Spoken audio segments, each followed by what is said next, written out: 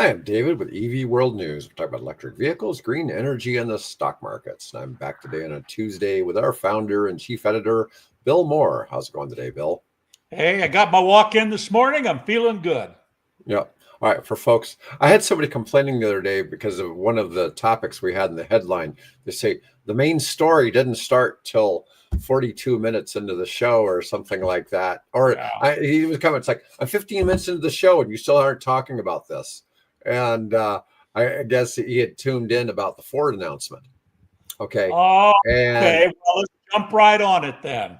yeah, but I thought that was kind of funny. It's like, and he said, and then he eventually put, oh, they didn't talk about this till like 40 minutes in. And it's like, well, I do That's some. typical. That's what we podcasters do. We want you to listen all the way All through so that yeah, we get better ratings on the algorithm. I mean, duh. right. Yeah, yeah. Well, it's kind of funny too, because I'm always watching because the longer we broadcast, the more people are listening. Right. So our numbers of people actually watching keep going up the whole time we do the show. When we've gone past an hour is which I don't like doing, but the numbers Oh, just keep climbing. It's really amazing how, the algorithms are picking up because we're live and more people are watching live. And so all the different platforms are feeding more people into seeing that we're live right. and chiming in, which gets to be kind of humorous sometimes. So we'll start out today. So a couple pieces of news. So Jim Farley made his announcement that they're doing a bunch of stuff in Kentucky, Right. Louisville. with Yeah. one of the plants there, and they're going to convert it into smaller electric Ford pickup trucks. Right.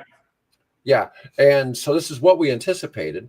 I don't know. I haven't actually seen the whole video. I did listen to a little bit of it. I watched most of it through. So what Did he I was discuss the in price point? Did he discuss the price No, point? no, that they typically won't do that until much closer to launch. And he was talking, I think he's saying sometime that it launch, if I remember, sometime in 27. Which quarter? I don't recall, but Mhm, it'll be in 27. They're putting something like $2 billion. They're mhm. investing into that plant. And of course, they had Governor Bashir there, and they had Mrs. Bashir there, as well as various of their union representatives and things like that. What I was struck though with was that even though there's this new technology that they're doing, they're completely reinventing the Ford assembly line, the way they're going to do things.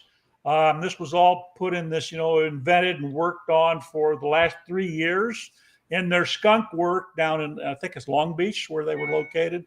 Mhm. The thing that was interesting was I was watching the crowd reaction, and it was pretty subdued.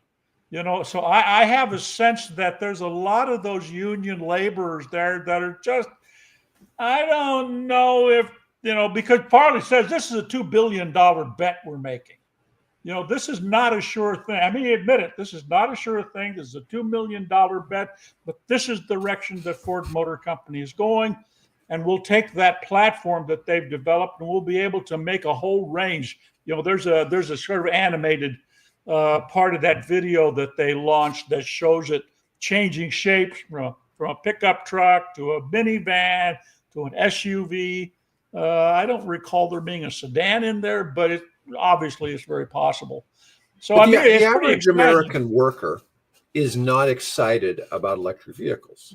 I don't care if you're in the car manufacturing business or what business, but your average blue collar worker probably Yep, still feels that EVs are a scam. yep, And it's just the nature of the news cycle here in the United States, and other things that people are fed. I couldn't tell you how often when I'm talking to some of my friends, about stuff that, and a lot of them don't even know I do this show. Okay, and they'll start talking some nonsense, and I'm like, look, that's not even remotely true. yep, yep. There's no truth to that at all. And I'm amazed at how much ignorance there is in the Oh my space. God, we But there's a look. lot of it. Our industry kind of contributes to some of it, though. For instance, if there's EV charging somewhere, there's no signs that say exit here, EV charging. You know, because people who drive EVs, they're using apps and the cars are telling them where the things are at. They don't need a sign on the exit. Their car is already telling them to pull off here. Okay. So it's a different experience. Okay. But the people who don't drive EVs don't see that. Don't see that. Don't get reminded. Yeah. Why would I put an EV charging app on my phone? I don't have an EV. Right, right.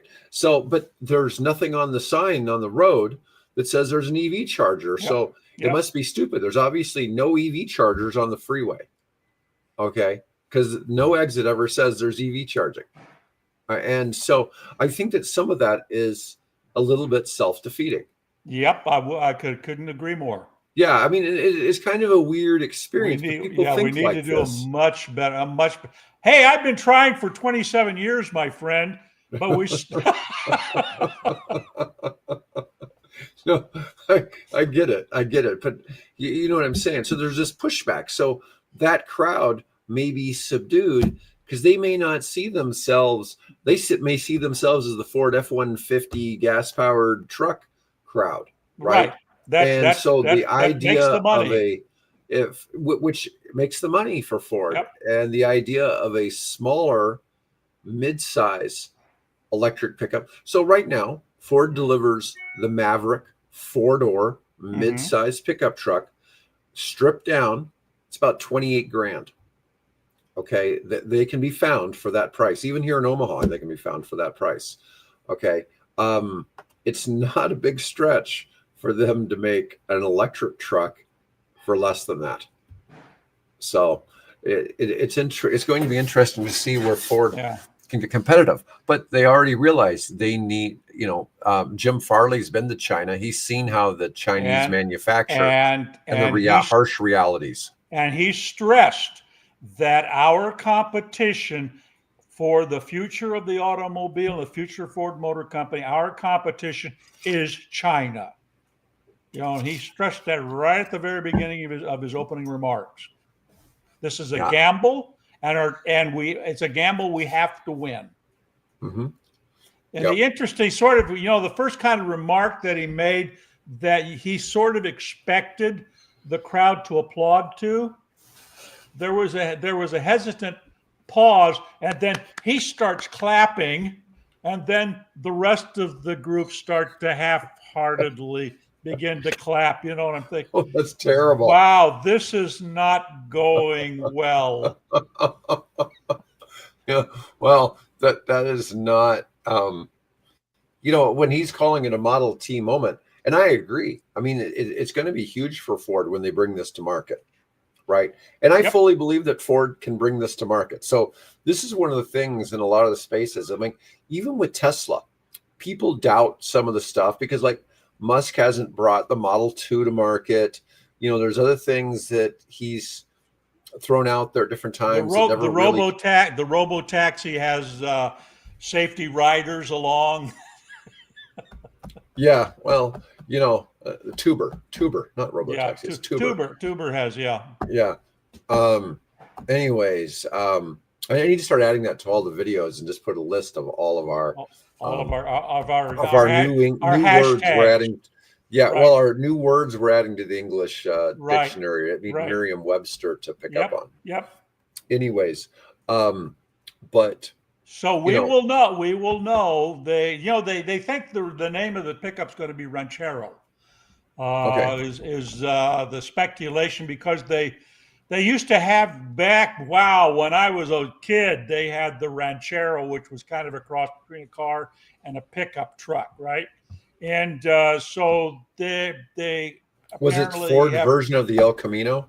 Yeah, probably a version of we have to talk about the Camaro too here in a minute. Oh God. Okay.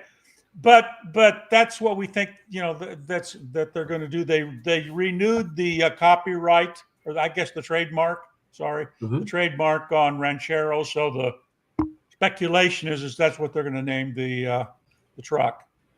So besides what was going on in Kentucky, Ford also yesterday announced that they're opening a 250,000 square foot EV development center in Long Beach. Mm-hmm. The new team will develop the low-cost electric mid-size truck by 27. Yep. Yeah. A former Tesla engineer leads the 350-person EV Yeah. skunk Yeah. works He team he at was he Ford. was one of the speakers there in Louisville. Oh, he was. Okay. Yeah, he was one of the speakers in Louisville. Yeah. Um, and So they're working closely with their counterparts in Dearborn, Michigan to bring Ford's first low-cost EV platform to life. Excited to have been here for the official opening, to see so many of the team in person. This was Jolanta Coffey, director of Ford's global new model launch in America's PD operations. That's interesting. Let's see. Yeah, so the low-cost EV program, which was known internally as the Skunk Works team, is being led Yep. by Alan Clark. He Yep. brings experience from his role at Tesla, where he was the director of new programs engineering. They have planned to add another 100 employees in the near future. Yeah, it was a very restrictive group. They only reported to, to their immediate boss and come on, Jim Farley. To Mhm. this, so it was a very, very secretive, a la Lockheed, very secretive operation for the last 3 years. That they didn't let anything out. Now, what we do know, the big Model T moment is the fact that they are, to make this happen, they are redesigning the assembly line.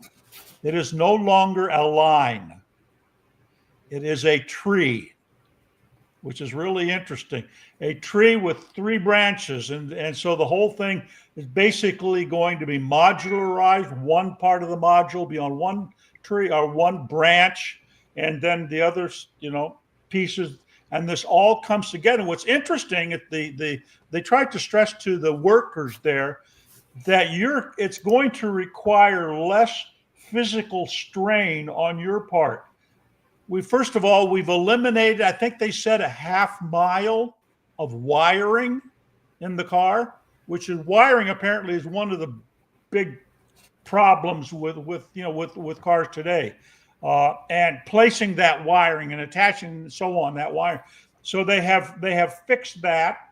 The amount of twisting and turning and reaching into things has been dramatically reduced. And in the process, I think they said that they can cut the cost, the necessary labor input into this, which might explain why some of them are a little concerned, that they can cut that by about 40%, Nice, which nice. means that they can build the car more efficiently. The goal here is to be competitive. The target is to be competitive with China. Thanks, Nathan. Appreciate you. Yeah, 3/4 of a mile of wire. Yeah. Yeah, well, it's a so there's two things. So one, the workers see that. So, well, if they need 40% less labor, do they need us? Well, Ford's hoping they can sell 40% more cars, right? Right. And so it all works out to be about the same. But they need that extra amount of car sales, and they need to be able to capture that market share. The thing is, Ford a few years ago, and we've talked about this before, they decided they were going to sell what really makes the money, and they cut all the stuff that was marginally close, which was the sedans. The sedans, So yeah. they switched to an all truck, all sedan fleet, All other that, all than the Mustang. SUV. Yeah, or an all SUV, all big truck fleet, and because those vehicles had bigger profit per unit. Yep. And when they're going now to a $25,000 to $30,000 electric pickup truck, the profit per unit is going to be pretty small. Going to be slim. And that's why, to a certain degree, not in that smaller pickup, but you look at, you've got Nissan, Hyundai, a few other companies that will build sub $25,000, automotive. And the Chinese are trying to get into that market too. Yeah. But part of the Chinese model is the fact that you have a lot of people who simply can't afford a car at all, right? And so by selling one for $10,000, they're hitting a market that would never have bought a new car anyways. So yeah. Have you heard of the zombie cars? Oh, no. So what happens is that Chinese people that buy those cheap cars, Yeah. they're called, I think they're called the two tank, the nickname for them is two tank cars. What that Mhm. means of two tanks of gasoline is all they're allowed to have a year. So what they do is they take, and there are back roads and lots and places all over China where people with these two tank cars have to park them, and the only time they bring them out to drive them is on the various annual holidays in China, where people go back, like the Chinese New Year and things like that, Mhm. go back to see their families. That's the only time they can drive those cars, and the rest of the time they just sit there. It's a interesting phenomenon. Not familiar with this. No, well, check it out. I think it's called they call them zombie cars or two. I think it's two tank cars.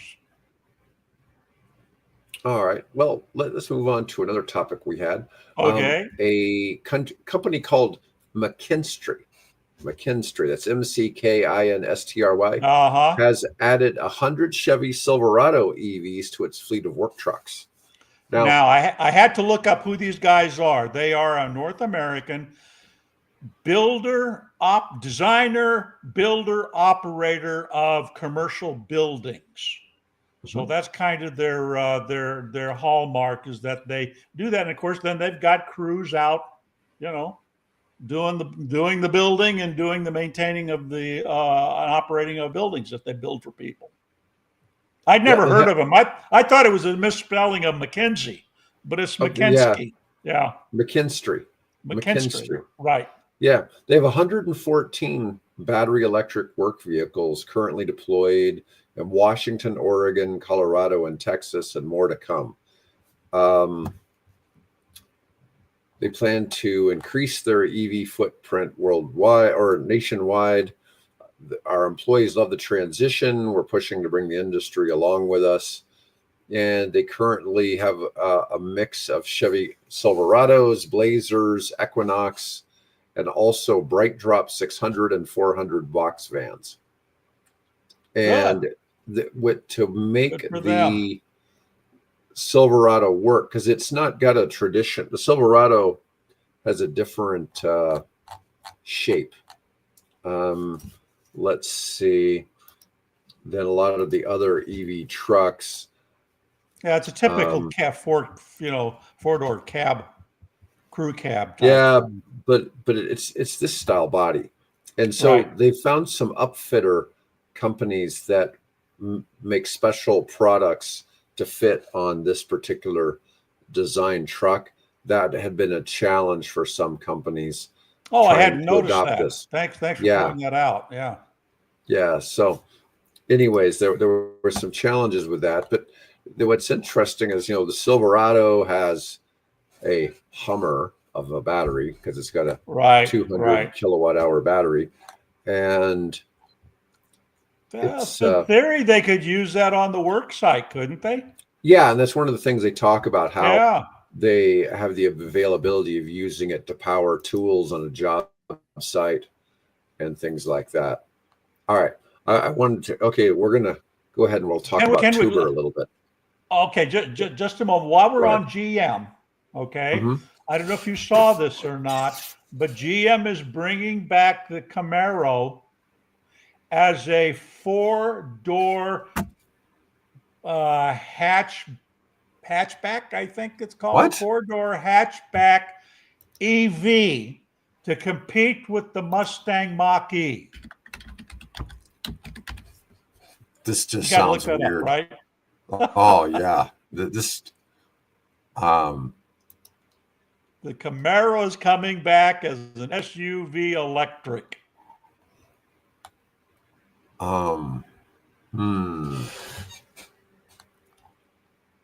That just, well, they don't give an idea here what that might look like. No, That is no, not just yet. a weird idea. I don't know. Hey, it works for Ford. How many Mustang Mach-E's do you see now? Yeah, but see, the thing to me, they should have just made that an electric Explorer, because that's essentially what it is. Okay. I don't really see that Well, as a Ford Mustang. Okay, Well, that's I've why just they thought called it that was, Mach-E. Yeah. yeah, I just felt it was, well, they called it the Mustang Mach-E. They should have just called it Right. the Mach-E, right? I think that's a decent name. With Chevy, when you think Camaro, you think two-door sports car. Right. Muscle Um, car. Yep. Now I could see them maybe calling it the Firebird, you know, just Pontiac. that, well, yeah. I mean, I guess there's some ideas there, but like we've also said before, GM just needs to bring back all the Saturn names. The Saturn names all sound like EVs. Right. Right. You know, the Ion and other ones like, Yep. yeah, Yep. let's use those. The Hey, Camaro, I don't know. I think they that's a tough don't one. allow, Mary doesn't allow us in those board meetings.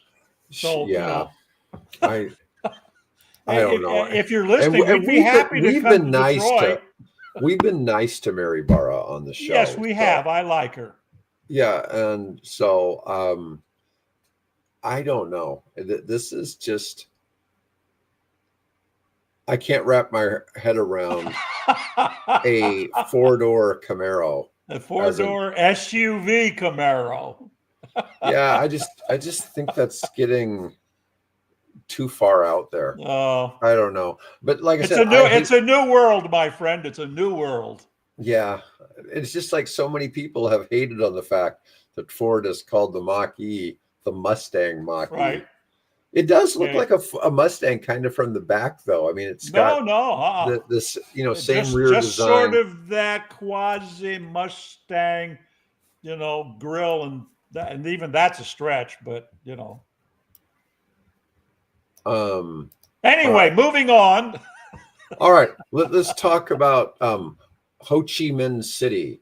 Oh man, didn't this used to be called Saigon? This used to be Saigon. Yes, it did. Yes. All right. That's So why I posted it. yeah. Anyways, so we our typical listeners may have been to Saigon at some point. Yeah, very possibly. No, as a matter of fact, I had a couple come over to pick apples off my tree, right? Yeah. And he was a Vietnam vet. Yeah. So he probably spent some time, I would imagine, in and around Saigon. So Yeah. You just don't I know. did. I didn't have the opportunity. Thank God.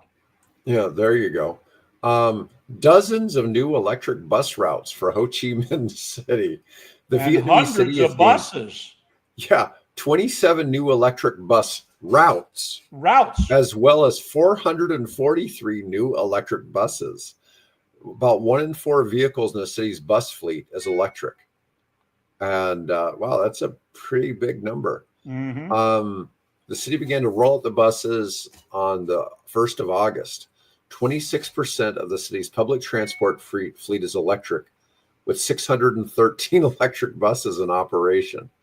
Combined with roughly 500 compressed natural gas vehicles, meaning almost half of Ho Chi Minh's public transport fleet uses alternative fuel sources.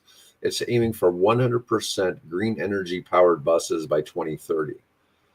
Now, are you calling natural gas buses really clean energy? I mean, it's cleaner than diesel, Well, right? that's the point. Yeah, Yeah. they brought that in because you could, with minor changes to the engine, you could introduce natural gas, and it I think it's like something like 30% fewer carbon emissions than burning diesel fuel. So it's a little bit cleaner.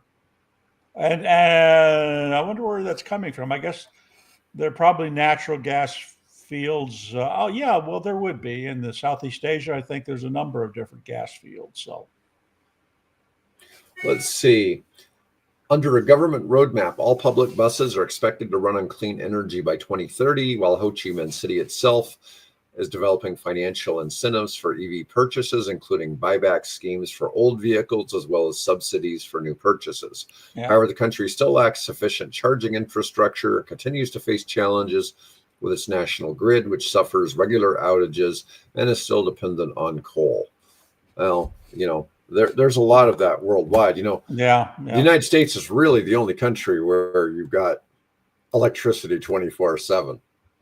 So, I mean, there are others, but you know what I'm saying? It's not like yeah. Yeah. We just assume that the whole world has electricity, kind of like we do, and it's not even No. close to the case. But I should point out that if we were conspiratorially minded, this would be demonstrated proof that electric vehicles are a communist plot. There you go. See? There you go. Because only communists now control Vietnam is making a push to be 100% green by some future date. There. Well, it's easier for them to make that transition happen, right? Well, I guess. There's not a whole lot of opposition from the other party. Not a whole lot of opposition, yeah. Yeah, they're not a two-party state. Yeah. You know, people can complain about our two-party system a lot, but it's worked for a few hundred years. Yeah, let's keep it working for a few hundred more years. It'd be awesome if a three-party system worked, but it just, no matter how you slice it, the third party is really just, are they going to go with this group? Are they going to go with this group? This group, and yeah, and so that gets a little bit weird all on its own. All right. Let's talk about Tesla activist shareholders sue company and Elon Musk for robo-taxi rollout. This sounds like somebody trying a naked short sale attack on Tesla. This is what this sounds like. This is usually the kind of stuff they pull. Yeah. Although I doubt anybody's going to let people do a naked shorting on Tesla. And so that's probably to their advantage. Whereas the companies that it has been done against have tended not to be as strong financially as Tesla. So this gets to be one of the issues. So these activist shareholders seem to be one of the biggest threats to Tesla and Elon Musk, who has spoken extensively about them in recent times. They're up to the latest bit of work against the company, suing Tesla and Musk, accusing them of securities fraud by alleging they concealed significant risk over the robo-taxi launch in Austin, Texas. They claim that Tesla misled investors about the safety of the vehicles used in the rollout. And the suit indicates the videos show the vehicle speeding, exhibiting sudden braking, driving over a curb, entering the wrong lane, and dropping passengers off in the middle of multi-lane roads. The plaintiffs are seeking damages for shareholders between April of 23 and June of 25. It's just kind of a nutty. Yeah, well, is this the same group that doesn't want to give him that $29 billion pay package? I don't know. I would suspect it's similar. Yeah. And that brings up the question: how many of our listeners think he's earned it? Yeah, well, who knows? Yeah, it'd be interesting. We should be able to try to figure out how to run a poll, because some of the other podcasts that I watch, they can run like a poll while they're doing the show. We got to try to maybe figure out how to do that. Yeah, that would be kind of fun. It would be. It would be. Of course, we got to have more than the number of people we have watching right now. Obviously, we somewhat skewed. Mary B.S. Barra, the reason why they use these iconic names is because it pisses people off and it gets traction, controversy, gets clicks. Well, for GM, it's just the Camaro. I mean, we really haven't had any other ones. Yeah, pretty standard. What they've been doing. Nothing elaborate. They could have. I would still love to see that skateboard that they came up with in the early 2000s. That was a pretty slick design, and we can do that now if they wanted to do it. But that car's probably a little bit too radical for today, even. So I can see why they stick with what they're doing. All right, let's talk about this lawsuit. So the Trump administration has been forced to resume the NEVI funding, the $5 billion EV charger funding, after losing a 14-state lawsuit. Now, one of the problems with NEVI is this money was allocated and very few chargers ever got installed. Now, the money wasn't spent by the government. A lot of people think the money was the $5 billion was spent by the government, but it just sat in the treasury. Okay. And so this money was, spent. So it wasn't actually spent. It was frozen. Yeah. Yeah. And the system for getting NEVI funds approved is very arcane. Yeah, I don't know. It really seemed like there was some intent to have some specialists get paid for interjecting their opinions on every site. And it ended up just getting weird as to how things. Yeah. So what they did is they came back with is a lot less stringent reviews and basically trying to make the system distribution more fair, more equal, assumingly, among various income categories within cities and communities and things. And apparently most of that has now been stripped out of it. Let's see. So the funding for NEVI has been resumed, which is the National Electric Vehicle Infrastructure Program. The U.S. Department of Transportation guidance that accompanied the resumption removes requirements that ensured underserved areas have access to public charging stations. Well, the idea was to put a charging station every 50 miles along freeways. Mm-hmm. And let's see. And then maybe they'd have a sign saying there was a charger there to make all the people. Well, why not? Just put an order out with your local penitentiary where they make license plates and say, make me a highway, the sign that says charging station next exit, right? Just send a road crew out and bolt it to the bottom of the sign that advertises, the truck stop and advertises the Burger King and, that kind of thing. Well, how hard would that be? A couple $1 million, right? Chump change. Yeah. Yeah. The government made something more complicated than it needed to be. Yeah. Well, there's no question. I mean, the thing is a lot, and this is part of what the whole Doge thing was about. We have a lot of people in government that maybe we really didn't need. And, sometimes some of these things were put in there, like, so they create, make it so that government workers had more to do. I don't. Well, that's the rumor. But when everything was said and done, haven't they found that they not only didn't save any money, they actually cost the federal government money? I don't know about that. Yeah, that's what I've been reading. Yeah, I don't know. But some of this, what I hate is when there's a situation that we have our states and the federal government getting in a lawsuit with each other, and people are paying taxes to both, and it's tax money paying for all these lawyers on both sides to be fighting this crap. I'm like, oh my God, what they're spending is just got to be insane, and it makes no sense for we, the taxpayers, to be footing the bill for some of the squabbling between state agencies and government agencies. And I don't know, some of it just gets a little bit, I'm kind of anti-government. So, yeah. Well, I'm glad we have it because I don't like the alternative. Right. No, I get that. Yeah. So is it good? Does it need improvement? Oh, hell yes, it needs improvement.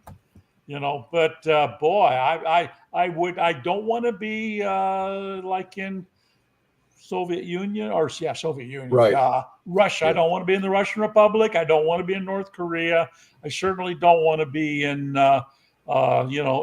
China at the moment. Things are really messy there. The Secretary of Transportation, Sean Duffy, has slashed the review process required for states to receive the funding. Well, This is a good thing. This is really going to help, including removing the requirement that a certain percentage of the charging stations be built in rural, underserved, or disadvantaged communities. That's what I'm saying. Yeah. Yeah. And they took that out. Is that fair? Is that, of course, the question is how many electric vehicles are there in an underserved, low-income neighborhood? Well, it's like we always say, You it's the know? chicken and the egg thing. Which Yep. comes first, the charger or the car? But the Yep. truth is, everybody has electricity in the United States. Yep. Okay, so you can charge your car somewhere. On a Somewhere you can one plug it in. on a 110, you get you buy Yeah. like I did, you buy a used electric car. I spent 10 grand, another Mhm. 1,000 to get it here. And I charged it for 3 years off a 110 outlet. Worked great. Yeah, I'm just saying, people think they need so much more to make this work out. Ooh, hey, I got to show this. Here's a picture of a BMW i3 at a charging station. I don't know. That's the picture they chose because Yeah. I like Yeah. to 240 make volt fun of my dryer friend. circuit. Yeah. Yeah. I actually, by the way, solar time, I actually helped a couple of the very early cross country EV guys, the guys that said, I'm going to cross America, with a car that only does 60 miles. From between charging points, I actually used my 240 dryer circuit to Mhm. charge their cars for them. Oh, nice. My other house where I used to live on the other side of town.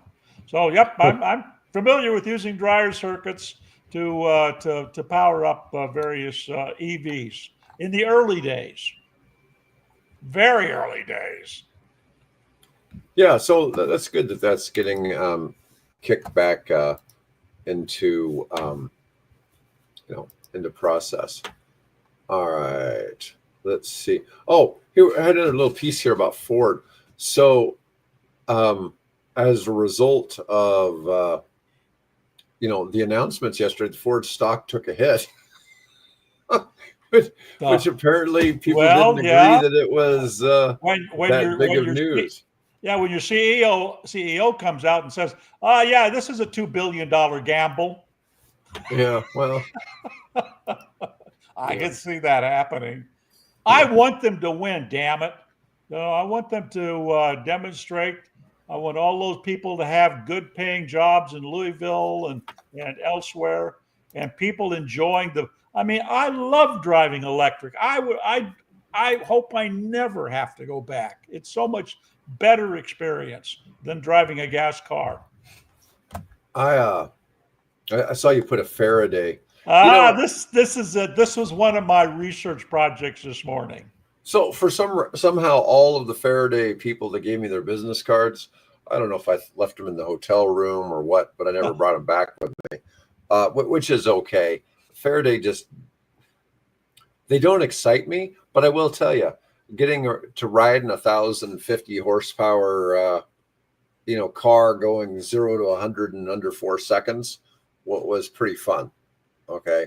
One of their engineers took me for a ride in Newport Beach, and we tested its performance on the streets of Newport, and it was plenty fast. That was for sure. Oh But for yeah, two, well, 1,000 but for horsepower. $290,000, it ought to be Yeah, it exactly. ought to be fast.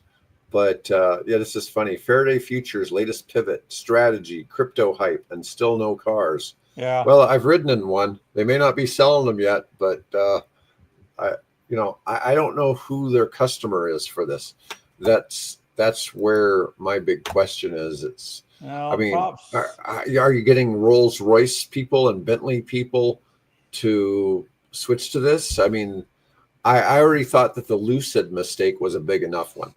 Yeah. Okay, I feel Lucid made a mistake coming in trying to be this amazing supercar in EVs, and they're working out, but they're only working out because the Saudis own them, right? If it weren't for that, they would have been out of business already. Yeah, probably. Yeah. Yeah, and they would have been, like all Fisker and everybody else. They'd have been gone down the road. But let's see. They have a non-binding pre-order through Boss Auto in Massachusetts for 100 units of the FX Super One. It's a binding deposit agreement for a non-binding pre-order. Yeah. um, This, by the way, I should say this was written by ChatGPT. I gave it the information, I gave it the press release, and I said, please analyze this for me, and this is what it came back with. Yeah, well, that's a good appropriate use for AI, in my opinion, when we're Yep. talking about this. I Yep. mean, this is something we probably could start talking about more on the show, because I use AI for a number of things that I don't know if people think about them, or maybe I have just more use cases for some stuff, but it's interesting when you put in the right things, and it's like, Well, yeah, I gave the press release in the form of a PDF, and asked it to analyze. And then when it came back, I said, "Yeah, but what about this? And what about that?" And then so it would come back and raise it. And I think I did that 2 or 3 times. see, I And would have told it to analyze this as an SEC attorney and there you tell me go. what's going on here. What's Yeah, going on, I mean, exactly? I use a lot of that in things. Like I'll be analyzing a document, and I'll say it, I want you to analyze this as a civil engineering lawyer. Okay. And but that would be about a real estate project, I for like that. I instance. like that. Yeah. Okay, the more specific you can get about Yes. what kind of expert you want to You want answer somebody the question exactly.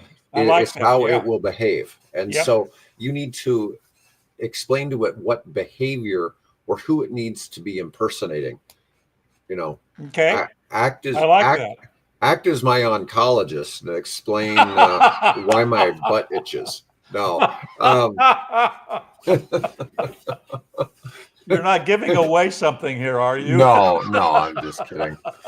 But act as my proctologist. Yeah, right. Act as my proctologist. Yeah. Yeah. Well, where every answer would be, well, you need to come in so we can stick our digits, give you a digital rectal exam. Right. Exactly. Yeah. Because this is what I always say, whenever you're in a profession, you have a hammer and everything looks like a nail.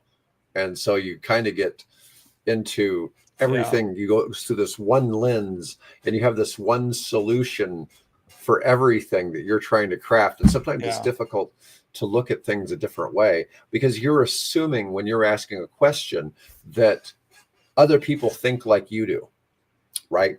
And so you have to think sometimes, how would somebody, if you were really asking for professional advice, how would they answer this to you?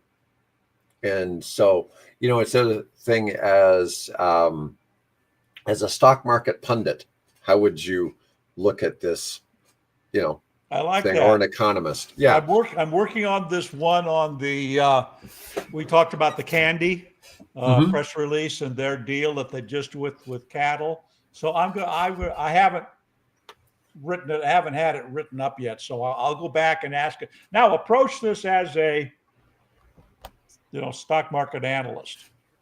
Yeah. What I've really been pleased with, what the AI program that I use the most, I had somebody send me some handwritten budgets with a photograph of the piece of paper in someone's hand with a handwritten budget on it. Right. And I had it put all that into a spreadsheet for me, and then graph and appropriate things to labor and materials and permits, and put it in a HUD approved format, and looked really nice, to the point where the guy's an underwriter for his loan says, how do we force everybody to do their documents the way this guy does it? Right. And it was really quite. I was doing some research on Trump's plane and where Trump's plane had been and things like that, and it said because I was saying, well, in order to figure out if it ever went to the Virgin Islands, I'd have to access the records of the Virgin Islands Port Authority, right? And it said, well, would you like me to write in a FOIA proposal for you? Oh, that's pretty cool. Yes. Now, it's not that important. If I even knew that the airplane was there, it never meant that anybody was, who was on that plane, and where they went after they got off the airplane, right? They went down and had a drink at the local bar, or they visited friends on the other side of the island. Did they ever make it to Little St. James? I never know. So, why bother? Well, anyways, this thing though with Faraday futures, I hope Faraday does well. Okay. And I've talked to them. They've been another company that's had the naked short sale attacks on them. I Yeah. did talk to them, maybe about having somebody come on the show and let's discuss that topic because it's been such a problem for EV makers in the United States. So they've pretty much all been hit by this. Yeah. Okay. But part of it is because of their economic fragility.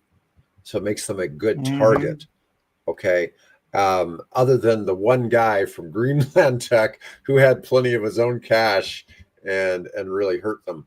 There was another company I was just seeing in the news that was really got hit hard by the short sellers, and their stock is up 100x though since that happened. And Ouch.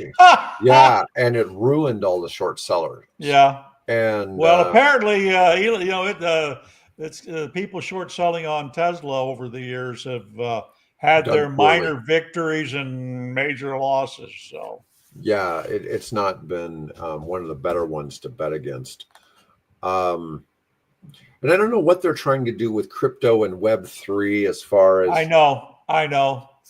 you know, I like crypto. I like some of the things that are like tokenization. There's some other things where I We think that we've crypto we've solves talked real about it off problems. camera. Yeah, Yeah, yeah. But if crypto solves a real world problem, not a problem I created, right. if it's Buy my digital monkey. right, yeah. I never got NFTs. I mean, I've seen actually legitimate use cases for NFTs. Okay, but the whole thing of like cartoon art, to create NFTs, that never made any sense. Yeah, What I'm getting at is like Bill and I have been discussing this idea for general aviation hangars that are fractionalized. Well, by fractionalizing them, it makes most sense for them to be on the blockchain. Okay, that right. makes a lot of sense. It pays a yield. There's a shortage and demand for general Yeah, aviation.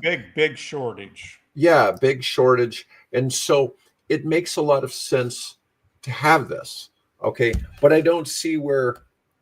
So for Faraday, if they were making an announcement, they're like, oh, we're accepting Bitcoin. It's like, well, that's sort of cool, but they'd probably accept blocks of gold too. I mean, yeah, just saying. Yeah. Ford's announcement was mostly about their new EV platform. Yeah, well, hopefully they'll use it on a lot of things. I mean, Yeah, one of the, well, that's the game plan. It's a yeah, platform. It's Volkswagen came up with the MEB model.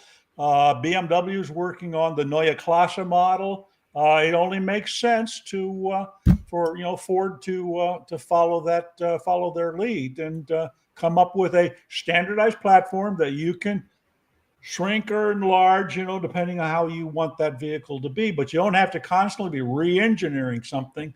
Uh, you well, you know, remember a year or so ago, we reported on GM bought that one platform that was making all of the presses that people were using to mold mm-hmm. EVs into a single piece where, Right. gas cars were using like 20 pieces for the chassis. And, Tesla was currently making it all as one single Right. piece and saving all And this time and money. the skunk works. One of the videos that they showed was the fact that Ford is going to be doing the same thing with this new model. Well, it makes sense because all the Yep. Chinese companies are doing it, Yep. right? The Chinese, Farley said, the Chinese are the big leagues of auto manufacturing. Musk has said it too. It's like, people always want to think it's Ford, GM, and Stellantis still, and it's not. No. And No. that ship has sailed. Um, let's see. Um, All right. There was some article about why the 2025 Hyundai Kona EV might be the smartest buy in electric cars. Yeah, this one I didn't look at very closely. I thought, okay, that'll be interesting to post for people, but I Yeah. did not personally read the story other than Yeah. adding it to Let's the see. database. $34,000, including destination, 200 to 261-mile range. Fast charges 10 to 80% in approximately 40 minutes. So that's not a super fast charging car. There's either a 48 kilowatt or 64 kilowatt hour battery pack. One puts out 133 horsepower, one 200 horsepower. Doesn't seem anything exceptional, but 35,000 still The pretty price, cheap. yeah. Yeah. Let's see. It's one of the most affordable electric cars on the market. It may not offer blistering acceleration or class-leading range and charging speeds. Packs an impressive amount of tech and safety features, especially for 35 grand. Let's see. And I suspect one of the things we're going to see when it comes to market is that it's probably going to have super cheap leasing. And that's one of the things where, people talk about the massive depreciation on EVs, but a lot of people are leasing EVs, so they're really not getting hit with that. Yeah, there's Honda just released a new lease program for the Prologue that apparently really is. So I saw something about like take $16,000 off of the cost of the car. So anyway, but you might want to check if you're interested in looking and you like Hondas. They've got a lease deal going now that might be of interest to you. What's really disappointing? Remember the Volvo EX30 was going to be this super cheap Volvo here in the States, but all the ones that are over here are like 45 grand. So it never really hit. It was supposed to be that $35,000, EV SUV, and it's really about 45. But their point is at 35,000, that's 5 grand more than a Nissan Leaf, but it has way more range and features. You save about 4,000 compared to a Mach-E, 10,000 compared to a Mini Countryman, Volvo EX30, or Volkswagen ID4. Those vehicles probably all a little bit nicer, but still, it's great for the price point where it's at. Anyways, Bill, that's all we got to cover for today. Be back. That's great. I will add just briefly that driving my car around again, it's demonstrating over 300 miles range. Nice. I just find double what it was when I drove it home. That's funny. I mean, what's supposed to be the advertised range for your car? The advertised range, I think, is like 250, something like that, 249. And yet you're getting 300. Yeah, that's and I'm getting nuts. 300. Yeah, just around town, of course, but 300 miles. Yeah, actually now it's over 300 miles. All right, so for folks, I'm happy. So we're gonna start pushing Thursdays back about at 90 minutes than what we normally start to 1 o'clock Central Time. Just on Thursdays, we're going to keep with our 11:30 on Tuesdays and Wednesdays. Anyways, I'll be back with engineer Mike Herzog tomorrow morning. And otherwise, folks, thanks for chiming in, and we'll see you on another episode.